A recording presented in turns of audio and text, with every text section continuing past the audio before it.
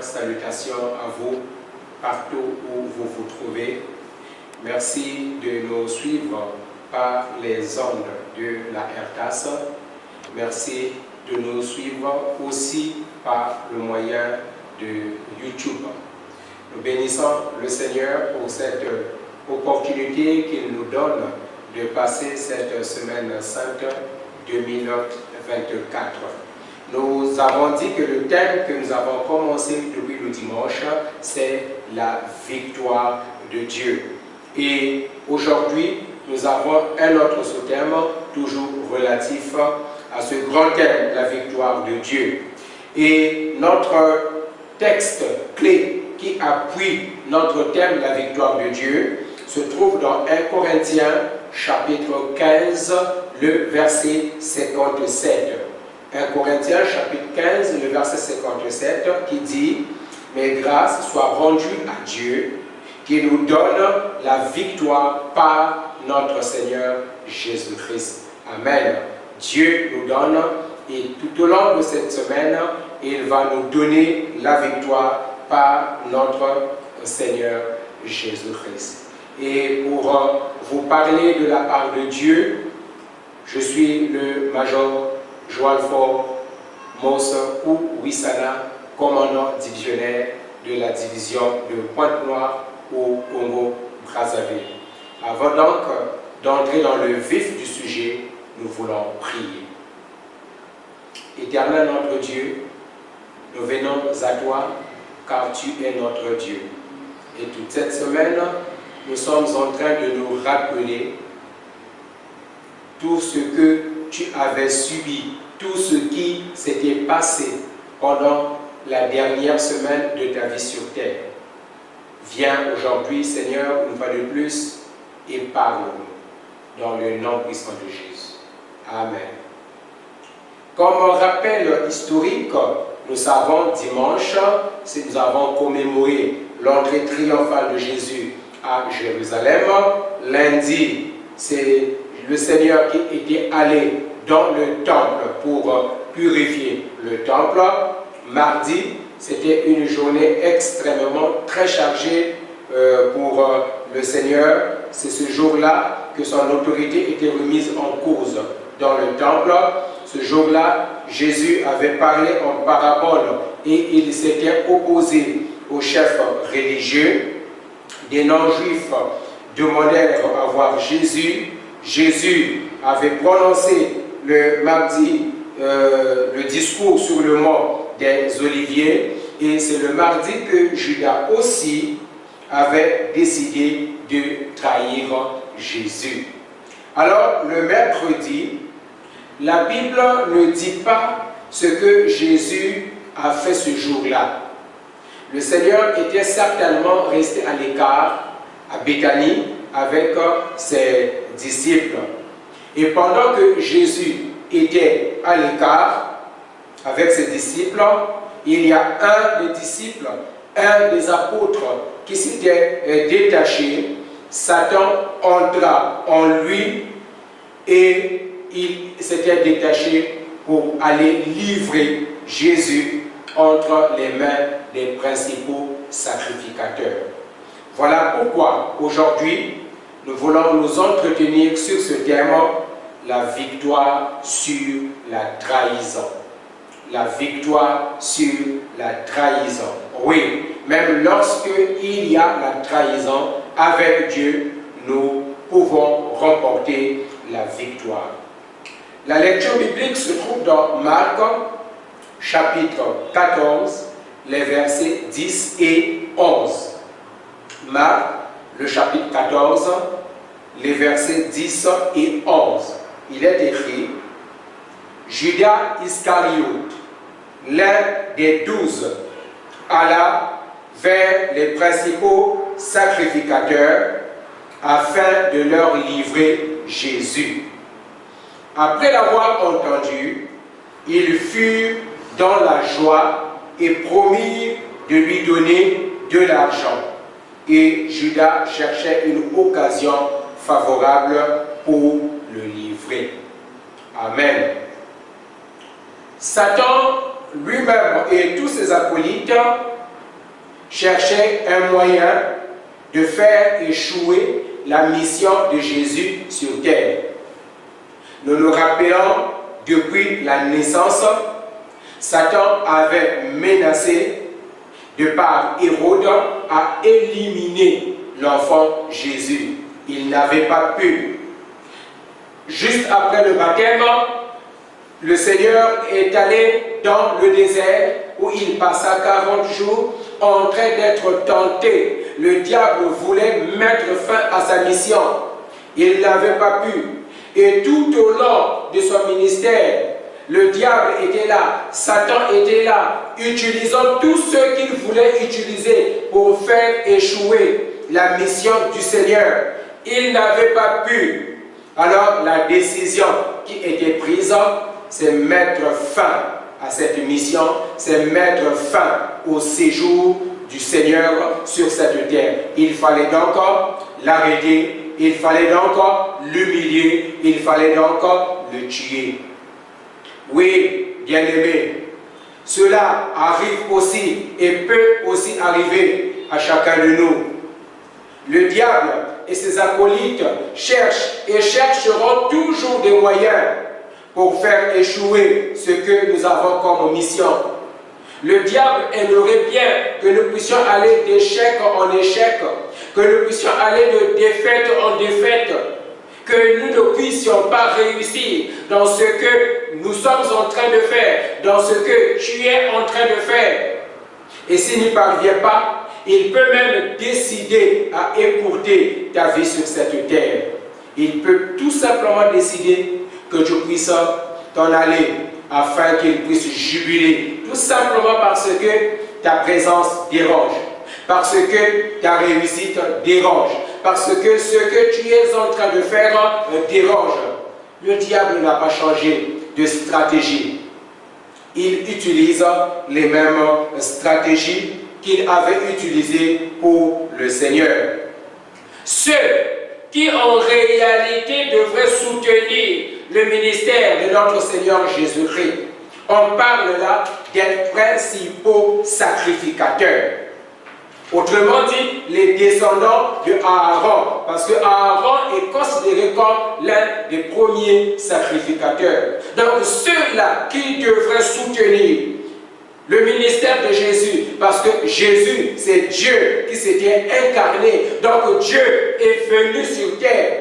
Mais ceux qui étaient censés le représenter, ce sont ceux-là, malheureusement, qui étaient les premiers ennemis du Seigneur, ce sont ceux-là, malheureusement, qui étaient les premiers opposants du Seigneur sur cette terre.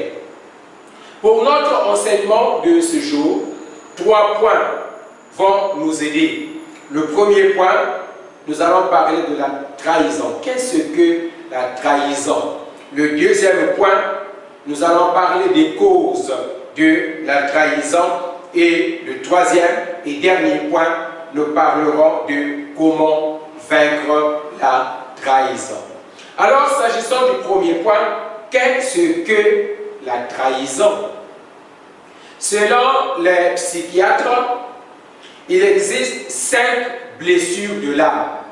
Et ces 5 blessures sont le rejet, l'abandon, l'injustice, l'humiliation et enfin la trahison. La dernière de ces 5 blessures est celle qui touche le plus grand nombre de personnes. La trahison est un phénomène courant. Il nous est à tous déjà arrivé d'être trahis ou de trahir. Il nous est tous déjà arrivé de révéler un secret, d'être épris de loyauté. Il nous est tous déjà arrivé peut-être de faire défection. Au psaume 41, le verset 10, le psalmiste dit: celui-là même avec qui j'étais en paix, qui avait ma confiance et qui mangeait mon pain, lève le talon contre moi. Amen. Triste réalité. La trahison c'est l'action de trahir une personne. Et trahir, c'est faire une perfidie à quelqu'un. Trahir, c'est un abus de confiance. Trahir, c'est découvrir ou révéler ce qu'on voulait tenir caché. Trahir, c'est livrer quelqu'un, un ami, son pays ou sa patrie. Trahir, c'est retourner la veste. Un ami qui devient un ennemi au lieu de continuer à être ami. C'est ça la trahison. C'est un abus de confiance, c'est tourner carrément la veste. Deuxième point, les causes de la trahison. Il y a de nombreuses causes lorsqu'il y a une trahison. Mais concernant ici l'histoire de Jésus, donc la trahison de Judas, nous pouvons en citer deux causes majeures. La première cause de la trahison de Judas, c'est Satan lui-même. Dans Luc, le chapitre 22, les versets 1 à 3, nous lisons: les principaux sacrificateurs et les scribes cherchaient des moyens de faire mourir Jésus, car ils craignaient le peuple. Or, Satan entra dans Judas, surnommé Iscariote, qui était du nombre des 12. Amen. Satan était entré dans Judas. Donc ici, la principale cause de la trahison de Judas, c'est l'œuvre de Satan lui-même. Oui, Satan peut entrer dans tous ceux qui sont autour de nous. Voilà pourquoi il nous faut prier pour ceux qui sont autour de nous, afin qu'ils ne soient pas des sujets que le diable va utiliser, que le diable va manipuler pour nous nuire, pour nous faire du mal. L'apôtre Pierre nous exhorte dans 1 Pierre, au chapitre 5, le verset 8, il dit: soyez sobres, veillez, car votre adversaire, le diable, rôde comme un lion rugissant, cherchant qui il dévorera. Amen. Le diable rôde. Il rôde autour de nous. Il rôde autour de nous. Il peut utiliser notre épouse. Il peut utiliser notre époux. Il peut utiliser nos enfants. Il peut utiliser un frère ou une soeur, un ami. Ceux qui sont autour de nous, c'est ceux-là que le diable aura à utiliser pour pouvoir nous détruire. Voilà pourquoi nous devons veiller. Donc Satan était la principale cause. Mais il y avait une autre cause, une cause secondaire, c'est l'égocentrisme. Oui, l'égocentrisme était aussi une cause qui avait conduit Judas à trahir le Seigneur.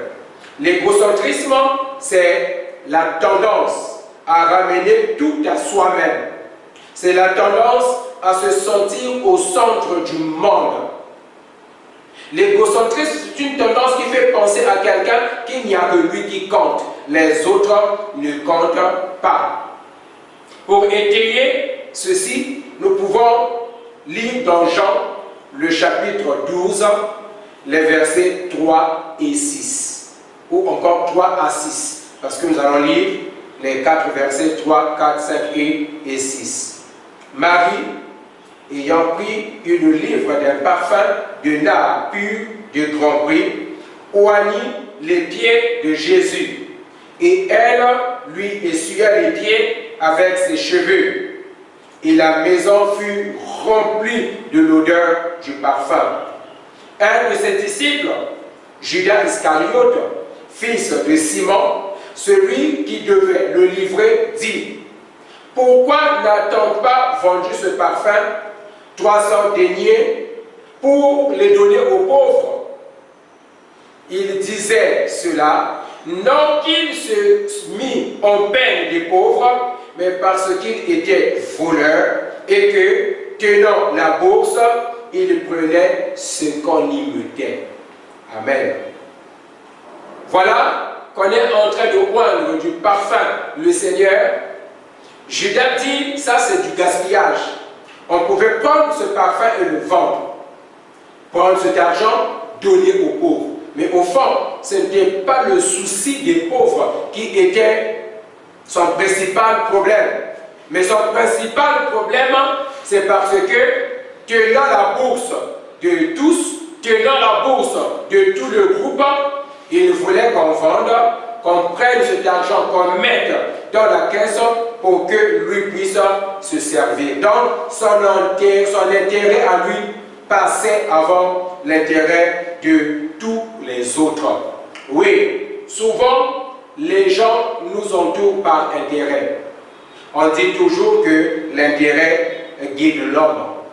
Et de fois, lorsque ceux qui sont autour de nous découvrent que leurs intérêts sont menacés, qu'ils n'ont plus rien, grand-chose à gagner, alors ils retournent leur veste, ils changent de camp et en devenant des ennemis, ils médisent, ils calomnient, ils racontent tout ce qu'ils veulent raconter parce qu'ils ne trouvent plus leur intérêt dans ce qui est en train de se faire ou dans ce qui est en train de se passer.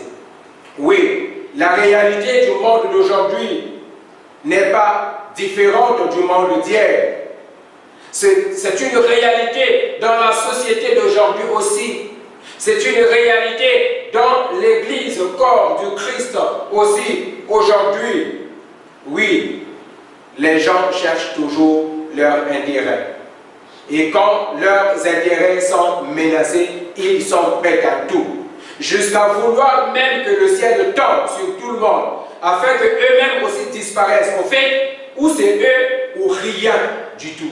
Ou c'est eux ou personne d'autre. Les intérêts, l'égocentrisme. Et cette réalité est décrite dans Philippiens, le chapitre 2, le verset 21. Philippiens, le chapitre 2, le verset 21, il est écrit « Tous, en effet, cherchent leurs propres intérêts et non ceux de Jésus-Christ. » Tous, en effet, cherchent leurs propres intérêts et non ceux de Jésus-Christ. Amen. Et oui, nombreux cherchent leurs propres intérêts. Jésus-Christ est relégué au dernier plan. Au lieu que nous puissions servir Dieu, nous nous servons de Dieu juste pour nos intérêts et les intérêts de Jésus-Christ carrément relégués au dernier plan. Les intérêts des autres, le bien-être des autres est carrément relégué au dernier plan. Il n'y a que nous, il n'y a que soi qui compte. Cependant, le sage conseil que Dieu nous donne, c'est ce conseil qui se trouve dans 1 Corinthiens. Oui, si nous voulons le vivre ensemble, si nous voulons la bonne cohabitation entre individus, la bonne cohabitation entre communautés, c'est 1 Corinthiens, le chapitre 10, le verset 24, qu'il nous faut intérioriser et vivre. 1 Corinthiens, chapitre 10, verset 24 dit que personne ne cherche son propre intérêt, mais que chacun cherche celui d'autrui. Amen. Que personne ne cherche son propre intérêt, mais que chacun cherche l'intérêt d'autrui, l'intérêt du prochain, l'intérêt de l'autre. Et c'est ce que Jésus avait fait. En acceptant mourir sur la croix, il n'avait pas cherché son propre intérêt, mais l'intérêt de l'humanité toute entière. C'est pourquoi dans Philippiens, le chapitre 2, les versets 4 à 8, il nous est dit que chacun de vous, au lieu de considérer ses propres intérêts, considère aussi ceux des autres. Ayez en vous les sentiments qui étaient en Jésus-Christ, lequel, existant en forme de Dieu, n'a point regardé comme une proie à arracher d'être égal avec Dieu, mais s'était dépouillé lui-même, en prenant la forme de serviteur, en devenant semblable aux hommes. Et ayant paru comme un simple homme, il s'est humilié lui-même, se rendant obéissant jusqu'à la mort, même jusqu'à la mort de la croix. Amen. Le Seigneur s'était humilié. Il s'était rabaissé pour toi et moi, en pensant à nos intérêts à nous et non à ses intérêts. Le Seigneur avait subi l'ignominie, la mort sur la croix, qui était cette mort destinée aux brigands. Il avait accepté cette mort pour toi et moi, afin que nous puissions être sauvés. Il y a un chanteur qui a chanté « Regarde-moi, ô mon sauveur, examine toute ma vie. Je veux que tu pèses mon cœur, ô juge-moi, je t'en supplie. Ô montre-moi de jour en jour le feu sacré de ton amour pour mon prochain. Je veux souffrir et c'est le faux pour lui mourir. Danger, péril, je veux courir pour le voir à ta croix venir. Pour mon prochain, je veux souffrir. Et s'il le faut, pour lui mourir. Danger, péril, je veux courir pour les intérêts de l'autre, pour les intérêts des autres, et non seulement pour mes propres intérêts. Le dernier point pour terminer, comment vaincre la trahison. Comment vaincre la trahison? Pour vaincre la trahison, j'ai énuméré 3 points. Le premier point, c'est faire attention avec l'homme. Et oui, nous devons faire attention avec l'être humain bien-aimé. Jérémie, le chapitre 17, le verset 5, dit « Ainsi parle l'Éternel, maudit soit l'homme qui se confie dans l'homme, qui prend la chair pour son appui et qui détourne son cœur de l'Éternel. » Amen. Maudit soit l'homme. L'homme est changeant.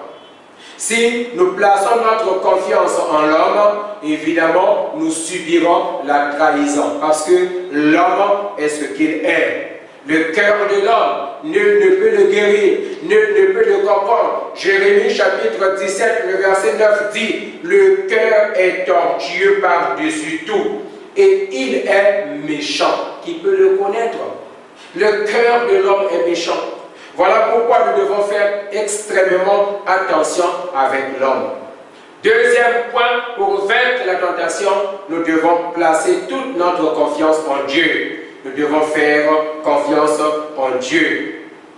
Dieu est capable de tourner toute trahison pour le bien de son enfant. Alléluia.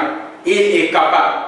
Même quand tu as été trahi, si tu places ta confiance en Dieu, Dieu est capable de faire en sorte que cette trahison tourne finalement à ton bien et au détriment du traître ou des traîtres. Oui, Judas avait trahi Jésus, mais il fallait bien que Jésus puisse être trahi. Cela était écrit dans Matthieu chapitre 26, le verset 2. Jésus dit à ses disciples, vous savez, la Pâque a lieu dans 2 jours et que le Fils de l'homme sera livré pour être crucifié. Amen. Jésus lui-même le dit, il l'annonce aux apôtres, je vais être livré, je vais être trahi. Il fallait bien qu'il soit trahi pour qu'il soit livré et être crucifié. Et toujours dans Matthieu chapitre 26, le verset 24, Jésus renchérit. Le Fils de l'homme s'en va, selon ce qui est écrit de lui. Mais malheur à l'homme par qui le Fils de l'homme est livré. Mieux vaudrait pour cet homme qu'il ne fût pas né. Amen. Oui, je vais être livré. Oui, je vais être trahi. Oui, je serai entre les mains des chefs religieux. Oui, on va me maltraiter jusqu'à me crucifier. Mais malheur, celui par qui cela va arriver. Malheur. Cela a été écrit. C'est dire que la volonté de Dieu devrait passer par là. Judas a trahi, mais la volonté de Dieu est passée par là.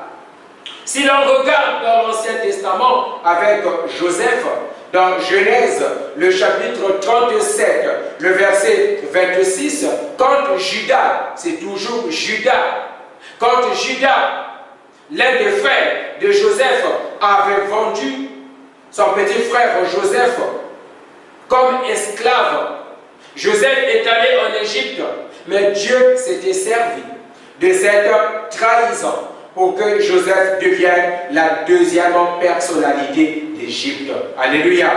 Oui, oui, nous pouvons faire confiance en Dieu, même lorsque nous sommes trahis. Il est capable de retourner la situation. Troisième et dernier élément, pour vaincre la trahison, nous devons nous attendre à Dieu. Oui, s'attendre à Dieu, c'est quelque chose de très important. Romains, le chapitre 8, le verset 28 déclare: nous savons du reste que toute chose concourt au bien de ceux qui aiment Dieu, de ceux qui sont appelés selon son dessein. Toute chose concourt au bien de ceux qui aiment Dieu. Amen. Même la trahison peut concourir au bien de celui qui aime Dieu. Tout simplement parce que Dieu a un projet. Il a un plan pour chacun. Jérémie chapitre 29, le verset 11. Car je connais les projets que j'ai formés sur vous, dit l'Éternel. Projets de paix et non de malheur, afin de vous donner un avenir et de l'espérance. Dieu a un projet pour chacun. Nous pouvons donc nous attendre à lui. Oui, bien-aimés, ne soyons pas des traîtres. Ne trahissons pas notre foi. Ne trahissons pas nos prochains. Ne trahissons pas ceux qui nous font confiance. Ne trahissons pas ceux qui nous entourent. La société est faite pour que nous puissions tous y être, parce que nous ne pouvons pas vivre seuls dans ce monde. Nous avons besoin des autres. Évident de blesser les autres par la trahison. Ne soyons pas des traîtres. Et étant sur terre, nous serons toujours victimes de la trahison. Mais avec Dieu, la victoire est possible. Disons même, avec Dieu, la victoire est certaine. Amen. Nous voulons prier en chantant cette chanson à Jésus. Je m'abandonne. Ce qu'il me dit, je le crois. Et je prends ce qu'il me donne, la couronne avec la croix. Comptez sur lui d'heure en heure. Tant que dure le combat, tant que les trahisons seront là, il faut compter sur le Seigneur. Que l'on vive ou que l'on meure, comptant sur le Seigneur, car tout est là. À Jésus, je m'abandonne. Ce qu'il me dit, je le crois. Et je pense qu'il me donne la couronne avec la croix. Tant que durera le combat,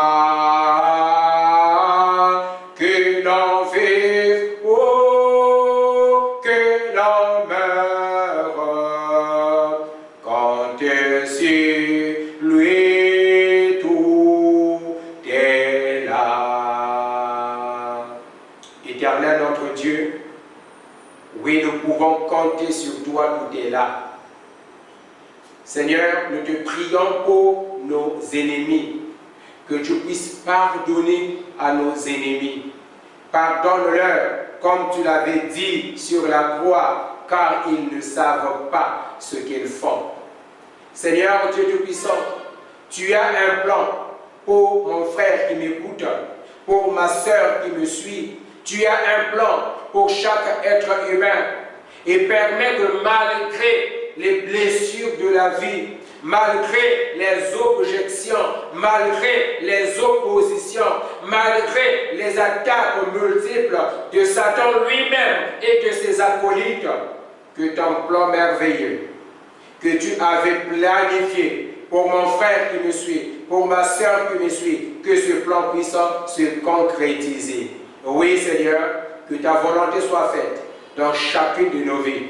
Donne-nous, Seigneur, par cet exemple de Judas, à ne pas nous retrouver dans ce lot des traîtres, mais à être de ceux-là qui seront confiants, à être de ceux-là sur lesquels toi tu peux compter pour donner des valeurs dans la société, des valeurs dans ton Église, pour éclairer le monde entier. N'as-tu pas dit que nous sommes sel de la terre et lumière du monde?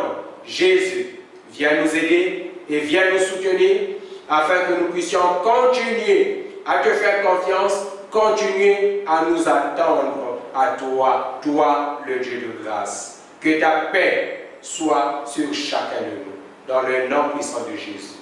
Amen.